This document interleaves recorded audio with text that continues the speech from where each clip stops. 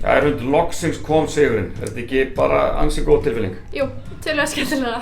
Þú allavega brosir fallega núna? Já, klárlega. Hvað myndir segja hafi svona, þið hafi verið ansi nálægt í? Hvað var það sem að reiði bakamuninn núna í að komast loksins yfir þröskuldið? Við vorum, það var kannski jafn mikið kaflaskipti á fyrri og seinni hálfleik. Við vorum bara svona ágætar gegnum allan leikinn. Og skoruðum þegar mest á því þurfti að halda, stoppuðum þegar mest á því þurfti að halda.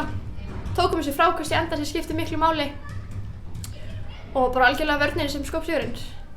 Nú er þetta lið ykkar Grindvíkinga ansi ungt. Þetta eru mjög ungar dömur þarna og svona tæp töp hljóta að leggjast aðeins á sálina.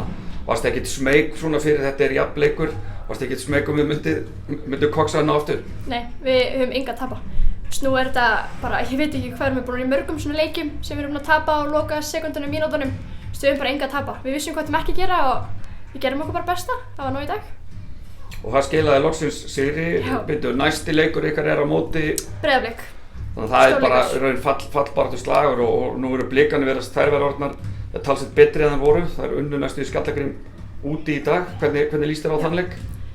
Bara mjög vel. Mjög spennta fyrir honum. Ekkert smá. Við erum náttúrulega núna jafnar með 4 stig við Breiðablik, þannig að þetta bara leikur fyrir bæði lið.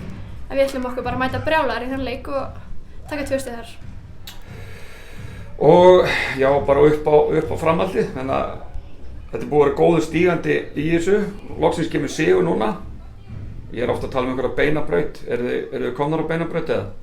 Við stefnum þangað, auðvitað, en það er bara 1 leikur í einu og hver leikur stórt verkefni. Það engin leikur auðveldur eða eitthvað, þetta bara allt frábær lið og rosalega jöfn, þannig að það er bara 1 leikur í einu og við einbyttum okkur að því.